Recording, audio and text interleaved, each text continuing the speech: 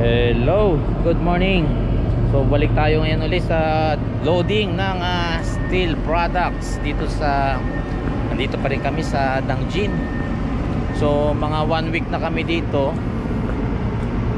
More than 1 week na. Tingnan nyo.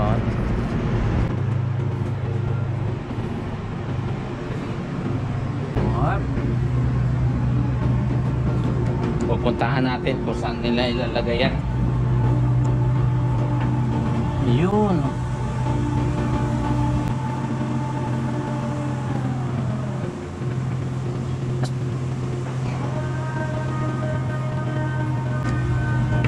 Masyado na mataas. Nasa cargo hold number 4 tayo.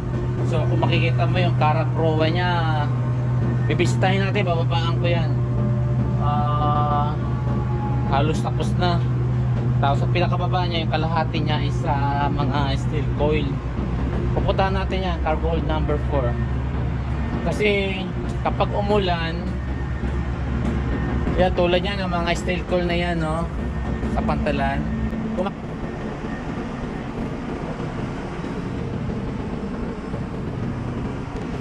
Kita mo, daming steel coil, no. Yan yung mga may takip na yan, ayaw nilang ipapasa. So kapag yan ang ilo-load namin, pinapasarado nila bodega, walang operation. So ilang araw na sunod-sunod ang ulan, isa maya-maya hindi na sila nagwo-work. So tagal na namin dito. Pabor sa amin, nakakapahinga ang inyong likod, pero marami rin mensahe, tsaka walang labasan, malungkot. Pwede ka sa nang pupunta. Doon tayo sa number 4. Tingnan nyo muna kung paano dinadala. Nakita nyo yung ano na yan, yung may forklift na yan. Yan, ganyan nila ipiprepare yan.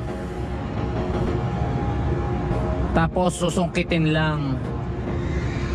Yan, no. Ganyan sila magtrabaho. Ganyan sila magtrabaho, guys. Ganyan sila mag-work, no. Kikita mo.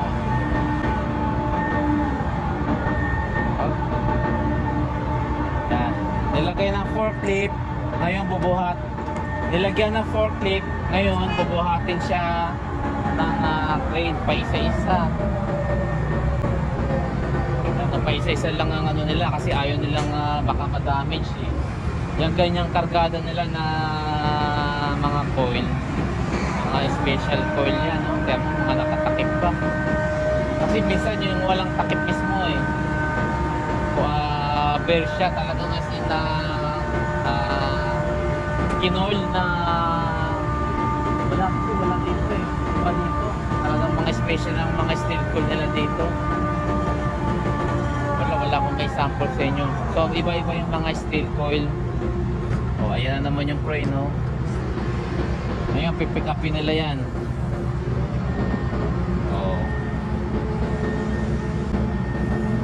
Ayan. Yan lang, isang tao lang, isang tao lang yung nagtatrabaho sa kanila. Ipopwesto lang yung sling, ipapasok doon sa coil.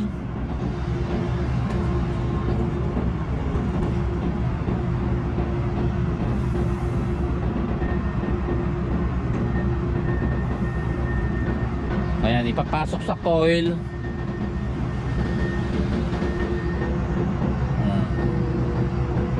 Inarihan ng konti yung crane, pinasok yung kabila. Yan, bubuhatin lang, sisiguraduhin lang, ganyan lang. Okay.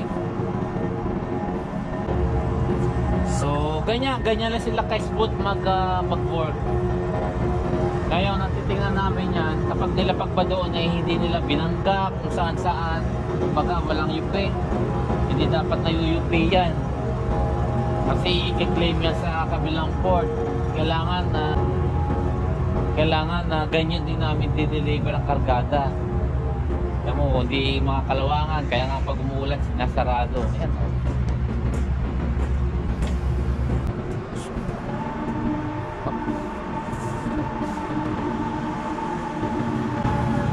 Marami-rami na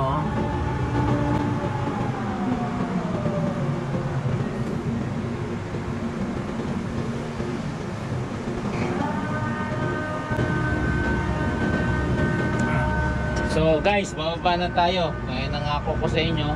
Ito, ano nga pala tong hose na ginagawa na tong hose na to? Yan o. Mamaya, i-explain ko sa inyo kung para saan yung hose na yan.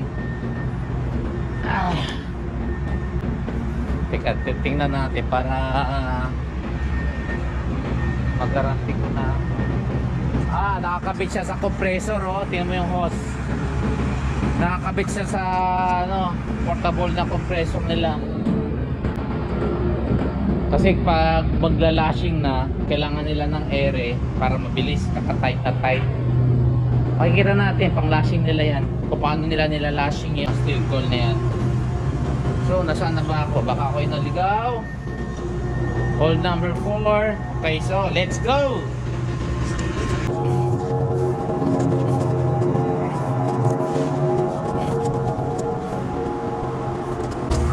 So guys, dapat maingat kasi tingnan mo, mayroon lang dadaanan dito.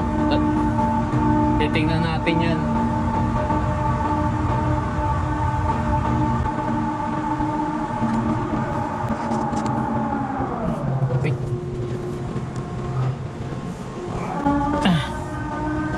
Dahan-dahan lang. So ito guys, narito na ako.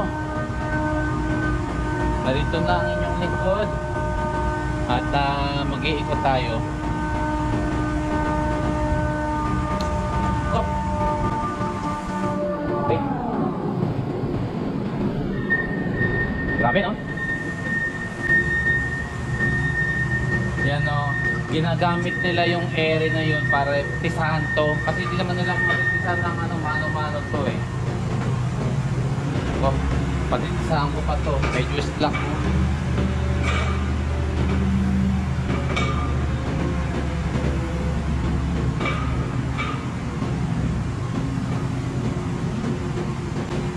Ano?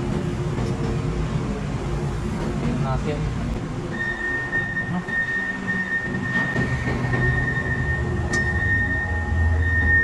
Diba pinakita ko na sa inyo lahat, may ganito. Kailangan meron siyang ipapaayos ko yan, di pwede dapat gumagalaw yan, no? Sasabihin ko yan kay Captain Choi, yung pinaka-port captain namin. Oh, hindi tight. Papakita ko rin yan, hindi tight.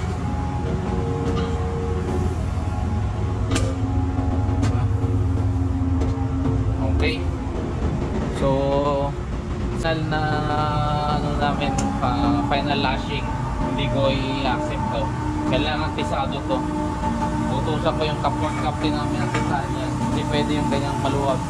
Tapos yung mga kahoy, may mga mga kalso. Kamo, luwag oh. Oh, luwag. Hindi pwede yan. Kalsuhan pa nila yan. Hindi ako papayag niya ng ganyan. Yan o.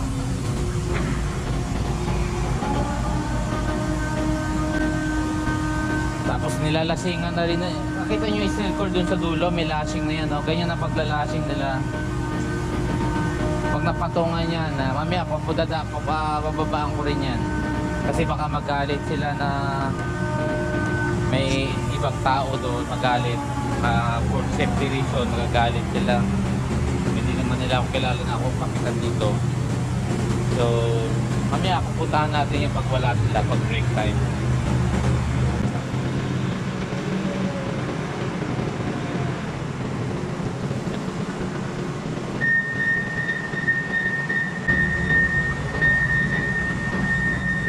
So, guys,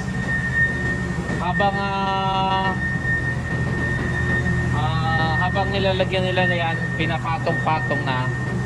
Kung pwede ng lasingan nila, hinahabol nila ng lasing. Makikita mo na iayapos kagad.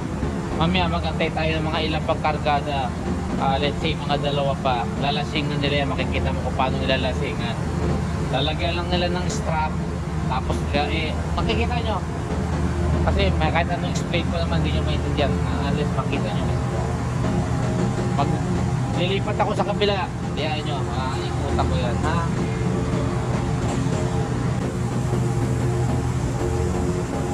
Gala. So, ganito lang yan guys, oh. Since may mga ganito, ito kasi, saan mga ginagamit to? Ito yung mga pinambibira nila. Ito yung mga pinambibira nila. Di ba yung inuhook nila dun sa may hook na yun, no, para mabuhat. Kaya madali lang ang discard niyan, no?